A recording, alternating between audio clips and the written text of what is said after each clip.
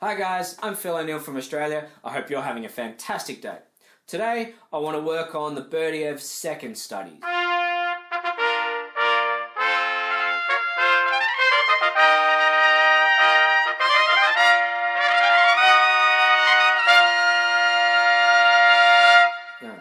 So, as I mentioned in the introduction, we're going to work on Berdiev's second study. It's a fantastic study. I really enjoy playing it. It's absolutely gorgeous, very, very musical. If you don't have the Berdiev book, I'll leave a link in the description for you if you want to purchase it from there.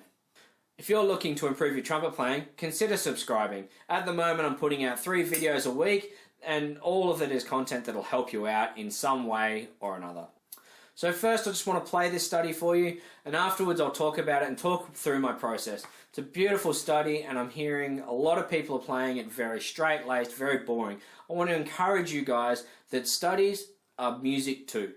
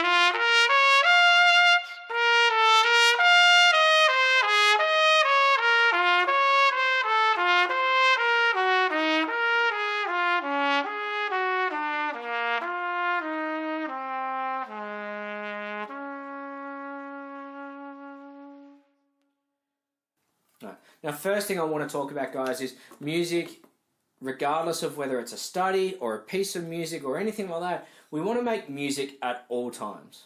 Right? There are times when we're practicing technique and it's I want my tongue to be exactly the same every single time. There are times when I want my slurs to be exactly the same. Like, we get that. But etudes are music too. Right? I get a lot of students coming to me who aren't playing musically in their etudes. It's very common in the technical side, but it also comes across to when people are playing the lyrical side as well. Now, the first thing that we want to do once we've played this through is have a listen to it. What character are we portraying? To me, this is a minor key. This is quite a sad sort of thing, you know. Now, I'm also thinking a few positive things along the way, but I'm thinking it's sad. I want that texture to come through. I want the darker, warmer sound. You know, I want the longer articulation. I want the longer phrases, you know, those sorts of things, you know. That's one way to help out. But then I also want to bring out the interest as well. So with this first phrase, you know, there's a crescendo through to the C at the end of the first bar, but I don't see that as the climax of the phrase. The climax to me is the B flat and then lead on to that G. So we want to shape each phrase as well to create some interest.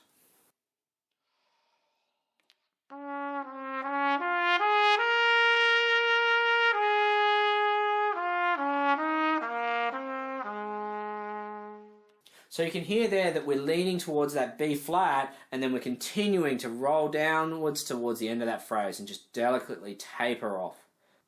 So with the taper at the end of the phrase, I also slow the speed down a touch. But when I start the next phrase, I need to pick that speed back up again. If I don't, I end up just dragging and the whole thing becomes double the length. We want to keep the tempo flowing in these slower ones, or else it drags, and that's a big thing we need to worry about. The next thing we want to think about is we want to create some interest somewhere. So with this one, we've got the same phrase repeated a few times. Play it differently each time. Bring out some interest in a new area, and that'll help make it sound more interesting and keep the audience engaged. A good example for me is I usually play the second phrase slightly faster than the first time I hear it. The first time I'm a bit milky. The second time I blow through it a little bit more. So he's gone up a tone for this second phrase, but had very similar sort of line. But then he creates interest by having that F sharp leading into the G.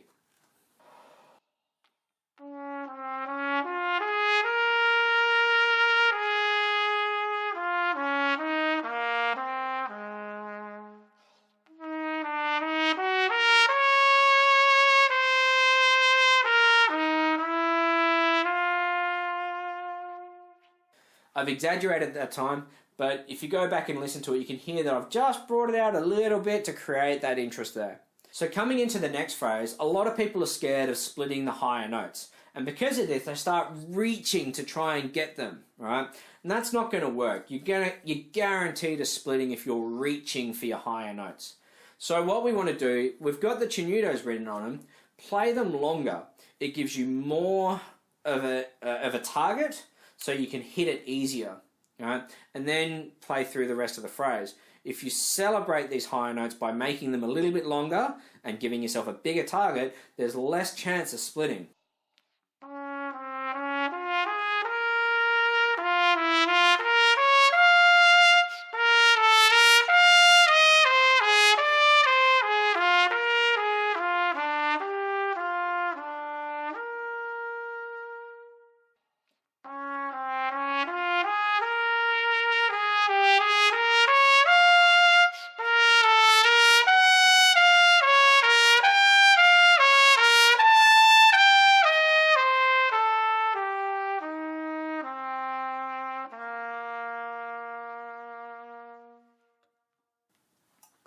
Now you can hear that time, because that's where I change character, I've really brought the speed back here. I've put a big writ, and each time gets a little bit slower, but even though it's not written.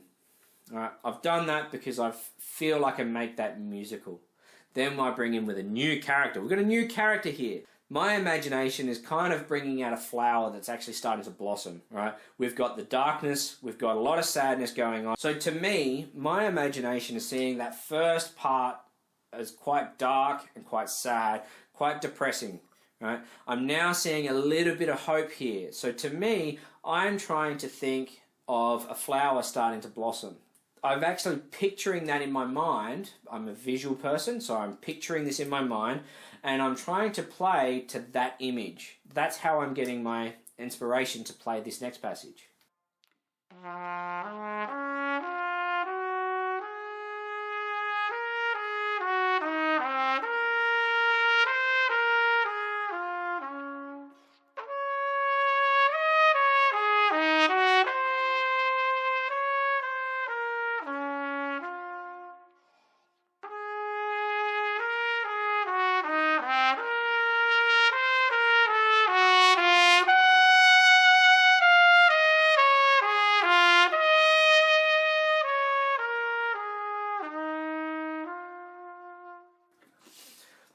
So once again, those higher notes, I've really drawn them out and really elongated them. It makes a bigger target, much less chance of splitting them.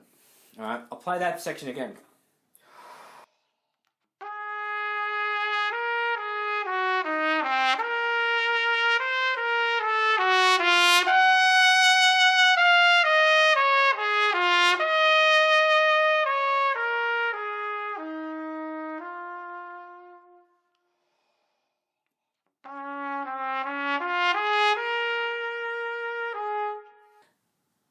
and then we're back to the main theme.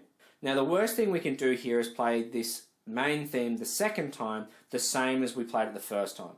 We don't want to do that. That's boring. It's not interesting.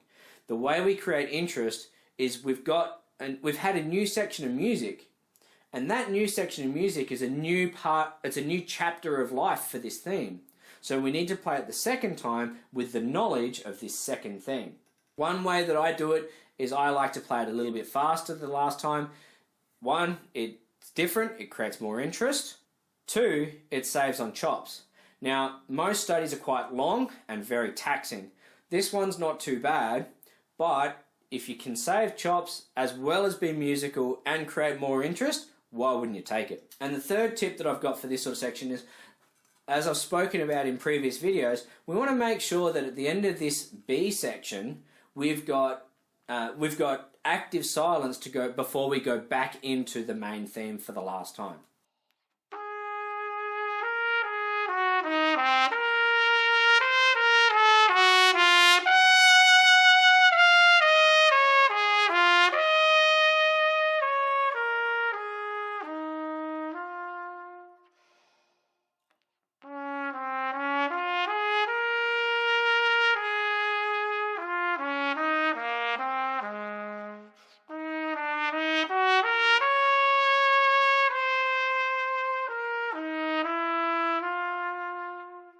This study here, the Berdiev No.2, I'll leave a link in the description for it, is a fantastic, absolutely gorgeous. There's so much emotion behind this, right?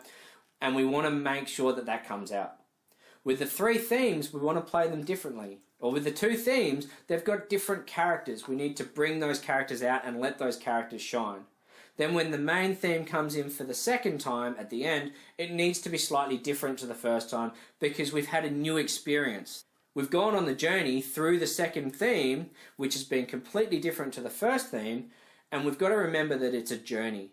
Whenever we go on a journey as people, we come out of that journey completely changed. And most of the time we hope that we're better for that experience. Same thing with this music. You know, the second time at the end of the journey, it needs to be slightly different, slightly improved, right, on the first time because we're a new character. Guys, thanks for watching. I hope you're taking away something from these videos. I'm really enjoying making them, and I'm really enjoying building this community. If you're really enjoying these videos, I would really love to see your appreciation by hitting that subscribe button. If there's a specific video that you really like, I'd really like you to leave a comment on why you like it. We can talk about it more. Yeah. If you're a little bit shy, just hit that like button. By you guys subscribing, liking, and commenting on specific videos, it shows me what you guys are interested in, and I can create content around what you guys are interested in and try and help your needs to improve as a trumpet player, or even if you just like listening to things that I'm playing. Once again, thanks for tuning in. I'm Phill from Australia, and happy practicing.